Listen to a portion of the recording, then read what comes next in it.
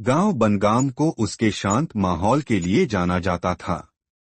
वहां के बुजुर्ग अक्सर कहते थे, जब भी काली बारिश होगी घरों से बाहर मत निकलना। लोग इसे सिर्फ एक पुरानी कहानी मानते थे, लेकिन रवि ने इसे गंभीरता से नहीं लिया और यही उसकी सबसे बड़ी भूल थी। रवि एक शहर का युवक था जो अपने दादा दादी के पास गांव आया हुआ था। उसे बारिश बहुत पसंद थी। उसे लगता था कि बारिश में भीगने से सारे दुख धुल जाते हैं, जैसे आसमान भी रोकर हल्का हो जाता है। उस शाम जब काले बादल घिर आए और बिजली कड़की, रवि के भीतर एक अजीब सी बेचैनी जाग उठी। दादी, मैं बाहर जाकर बारिश में भीगने जा रहा हूँ, रवि ने मुस्कुराते हुए कहा। दादी का चेहरा सफेद पड़ गया। उनकी आंखों में डर था, ऐसा डर जो सिर्फ दर्द और अनुभव से पैदा होता है।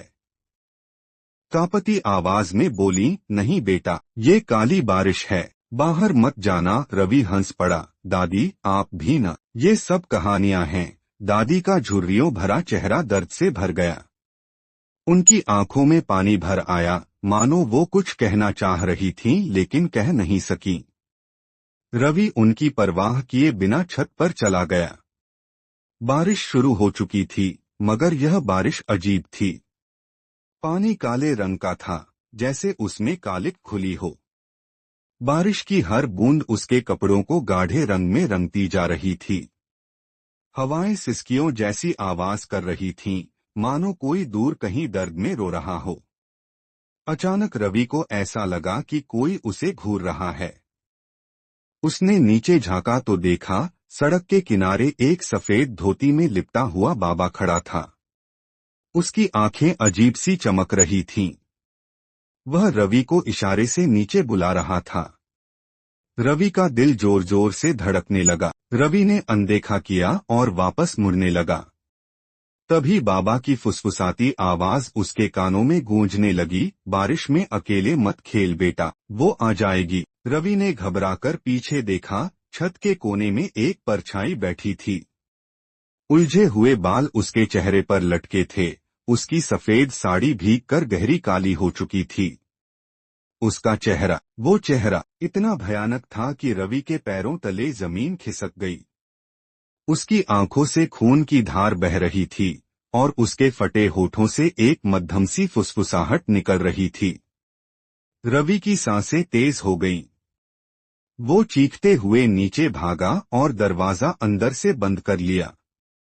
कमरे में आते ही उसकी दादी ने कांपते हुए उसके माथे पर जल से भीगा हुआ नींबू रखा और कांपती आवाज में मंत्र पढ़ने लगी।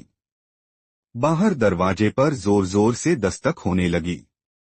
रवि, दरवाजा खोल, देख मैं तेरी माँ हूँ। रवि के पैरों तले से जमीन खिसक गई। उसकी माँ का तो बरसों पहले निधन हो चुका था। दादी, ये मेरी माँ की आवाज कैसे? दादी ने उसका हाथ कसकर पकड़ लिया। उनकी आंखों में आंसू थे। आंखें मत खोलना, जो भी हो देखना मत। दस्तक और तेज हो गई। खिड़की के शीशे पर लंबी नाखूनों वाली उंगलियां रगड़ खा रही थीं। रवि, बेटा, माँ को नहीं पहचानेगा। उस आवाज में दर्द था, एक ऐसा दर्द जो किसी भी बेटे को मजबूर कर देता है। रवि के आंसू बहने लगे। दादी, वो माँ है, मुझे खोलने दो न। दादी की आंखों में गुस्सा और डर दोनों थे। वो माँ नहीं है बेटा, वो माँ नहीं है। सुबह हुई तो सब कुछ शांत था। दरवाजे के बाहर लाल रंग के धब्बे थे, मानो वहां कोई चीज घसीटी गई हो। बाबा घर के बाहर खड़े थे। उनकी आंखों में थकान थी, मगर चेहरे पर संतोष था। बेटा, गांव में हर साल एक रात काली बारिश होती है, बाबा ने समझाया। उस रात एक प्रेत आत्मा बाहर घूमती है। वो इंसानों को उनके मृत परिजनों की आवाज में बुलाती है। जो उसकी आवाज सुनकर बाहर आता है, वो हमेशा के लिए गायब हो जाता है। रवि की दादी ने बाबा को कांपते हुए धन्यवाद दिया।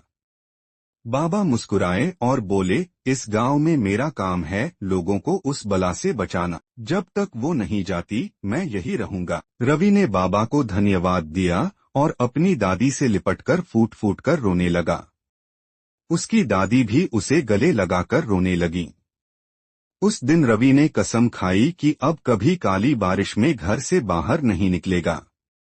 जब भी बारिश हो, हमेशा याद रखना कि हर बारिश सिर्फ पानी की नहीं होती।